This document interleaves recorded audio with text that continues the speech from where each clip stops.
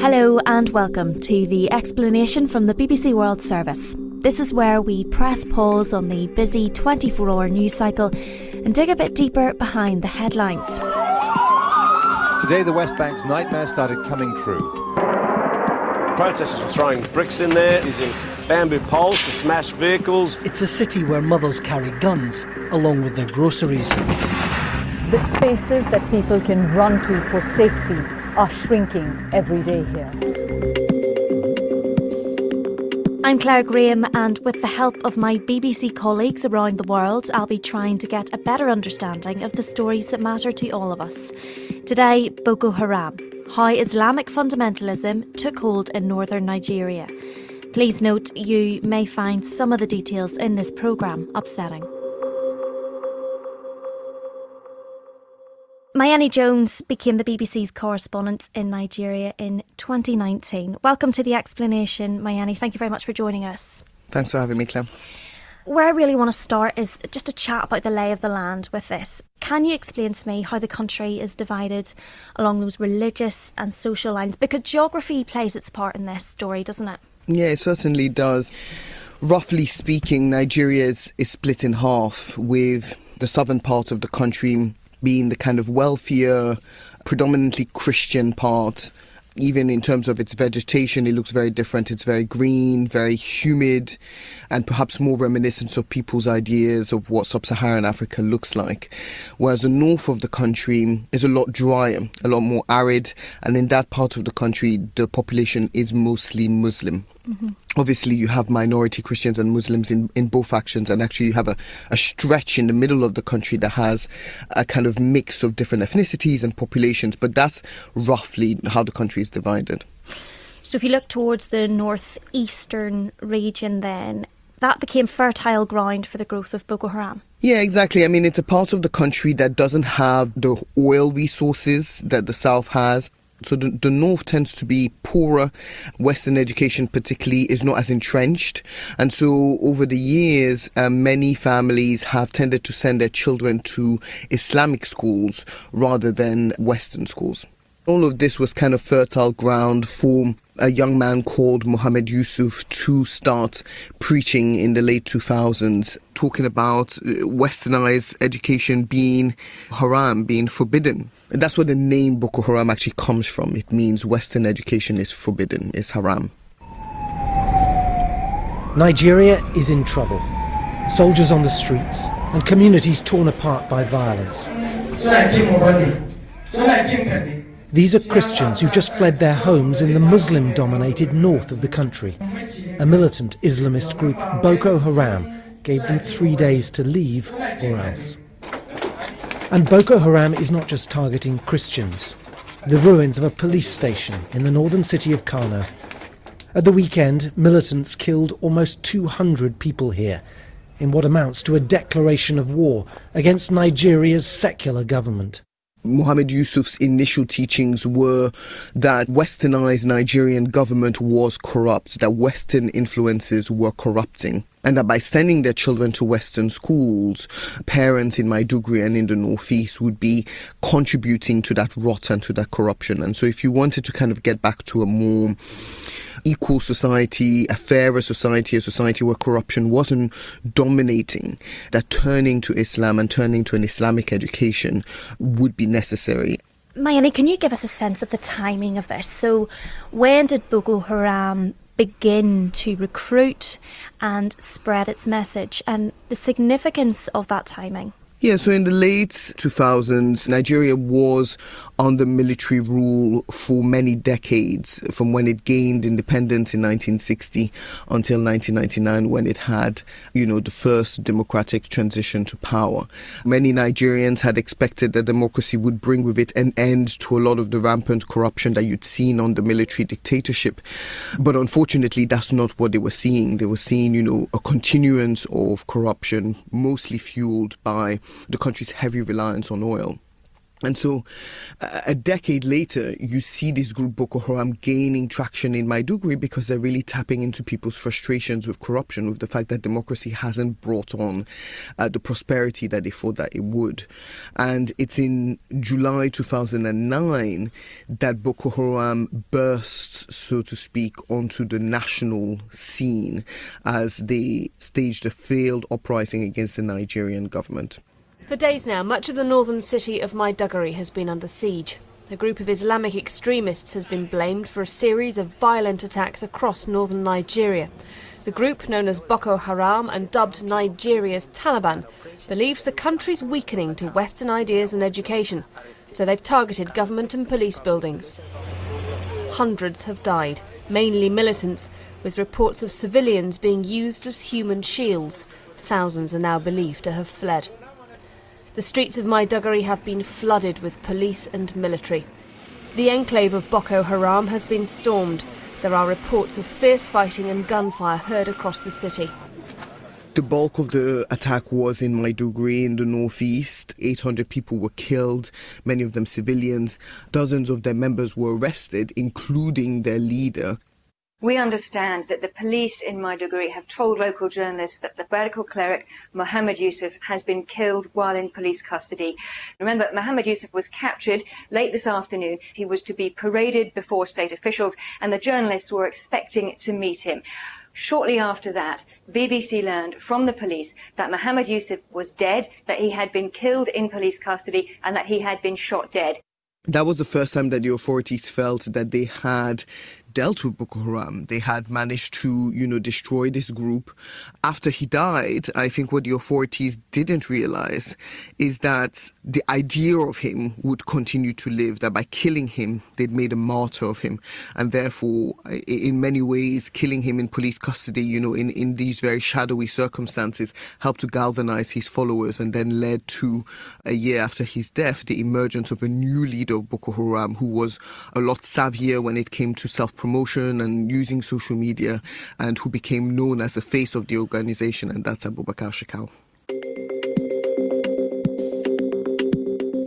Abubakar Shekau succeeded Mohammed Yusuf in 2010, and under his leadership, he transformed Boko Haram into a deadly insurgency, extending its campaign of violence beyond Borno State. They carried out a spate of attacks on public places in the initial few years, but I think the time when they became really known as a potential national threat is when, in 2011, they attacked a UN compound in Abuja. Stunned, bleeding and in shock, survivors of this morning's bomb blast were brought out one by one. The attacker drove a car packed with explosives through 2 ineffective barriers before detonating it, destroying 2 stories and many of those within. I actually counted like 5 dead bodies. Then the security agencies came around. From where I stood, I saw the whole windows shattered and a lot of casualties. Today's bomb in Abuja marks a major escalation for Boko Haram. Up until now, they've targeted mainly Nigerian officials. So they sent a car bomb into the United Nations compound in the capital, Abuja, and 23 people were killed there and more than 75 people were injured. And that was the first time that the government seemed to understand that this organization, this terror group, if it could strike, at the heart of government in the capital, was a force to be reckoned with. But the reality is Boko Haram got stronger and stronger. They were very good at changing tactics. Welcome to Nigeria's Badlands, bandit country with an unseen enemy happy to die. This is the mosque where the group's leader Abubakar Shekau used to pray, extolling the virtues of his warped brand of Islam, in sync with so-called Islamic State, to whom he pledged allegiance. We found a woman who was married to a Boko Haram fighter who told her she should die for the cause. They're calling the women and say they are going to teach them how to read the Quran. Then they tell them to go and detonate a bomb. They tell them if they do that, they will go straight to paradise. Some women would rather do it and die than to suffer under Boko Haram. My husband asked me to do it, but I said no. Public places, markets started to have a heavy security presence with people searching, people coming in and out. But often, because it was an Islamic society, women wouldn't be searched. If the guards were men and there were no female guards, they couldn't be searched. So they started using women as a way of kind of getting suicide bombs into public places.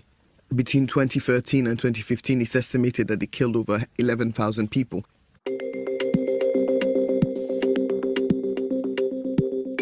In April 2014, the name Boko Haram became known throughout the world when the organisation kidnapped 276 pupils from a girls' secondary school in the town of Chibok in Borno State.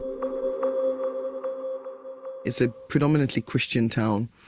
So you have pockets of kind of Christians living in the north and Muslims living in the south. And Chibok was one of those places that had a predominantly Christian population. And these girls were spending the night at the school because they had exams the following day. So many of them lived too far away to go home and come back in time to start their exams. So they were staying there. And there's been some reporting, namely by journalists from the Wall Street Journal, that indicates that actually Boko Haram didn't come to the school looking for the girls. That they were looking for, their groups, their ranks were swelling. Their camps didn't have enough accommodation for all their new recruits. And so they were looking apparently for a brick-making machine, a cement-making machine. And apparently their school, which was a technical school, had one. And when they broke into the school, they found these girls sleeping in some of the dormitories. And there was a debate as to whether they should take them or not. Some of the men felt that they should, kill them. But one of the young men who was there apparently suggested that they take the girls, 276 of them, to Abubakar Shekau and let him decide what to do. The first confirmation of the fate of the schoolgirls abducted in Nigeria. In a video released today, the leader of the Islamist extremist group Boko Haram, standing in front of an armored car, says, "I abducted your girls." Abubakar Shekau adds, "I will sell the women in the market by Allah. There is a market for selling humans. Allah commands me to sell. I will sell women." Their grief and heartbreak has moved the world. It's been 3 tormenting weeks since the girls were reported missing, but since then the authorities have been unable to find them. Do you remember seeing those images of the kidnapped schoolgirls? I certainly do. I don't know if they were sent round, initially. Was it a WhatsApp thing? Was it emails or those images being streamed of those girls? Because to this day, I can still see them. But for you, do you remember that news coming in and being aware of them?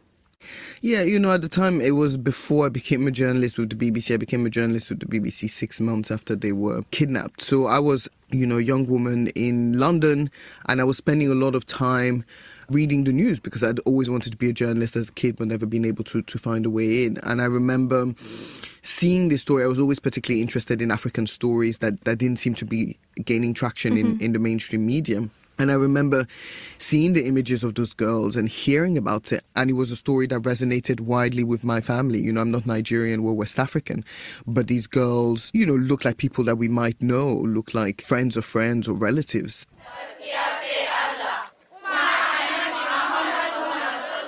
136 girls, most of whom were Christian until a month ago, obediently chant the first part of the Quran, dressed in hijab. In fact, if you look closely, not all of them are chanting. It's the first sighting of them, yet more than half the 270 or so girls who were kidnapped aren't here, whether because they refused to convert or for some other reason we don't know. One of the girls is led to the front of the crowd and told to give a Muslim name rather than her Christian one. She's clearly frightened.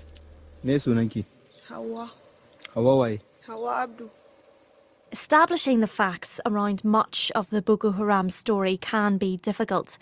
But according to an Amnesty International report in 2021, 7 years on from the kidnappings, more than 100 girls remained in captivity. Kidnapping was a highly effective tactic employed by Boko Haram under the leadership of Abubakar Shekau, but in May 2021 he died in an apparent suicide bombing. He was said to have detonated a suicide bomb, blown himself up after having been cornered by a rival faction. That faction is called Islamic State West Africa Province.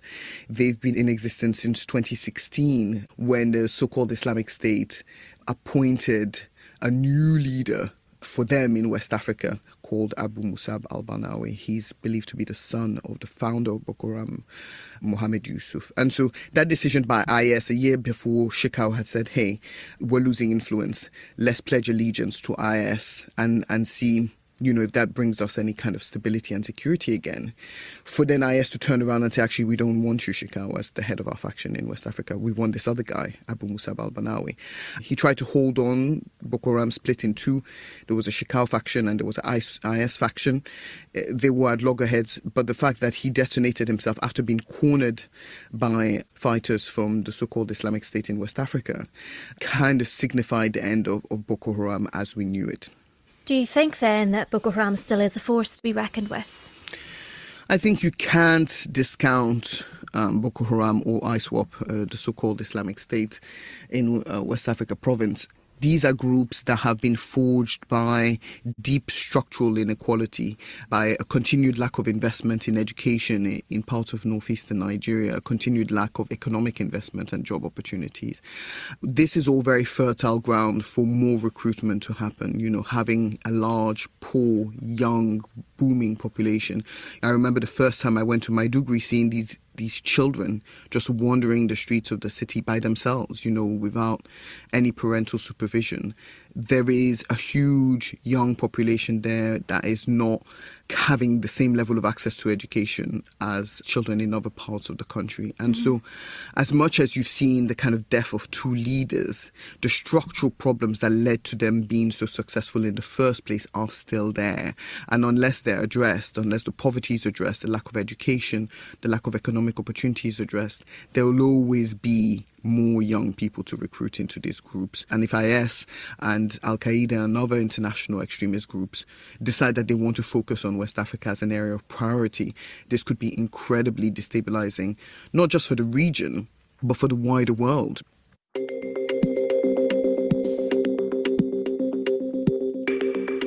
You've been listening to The Explanation on the BBC World Service with me, Claire Graham.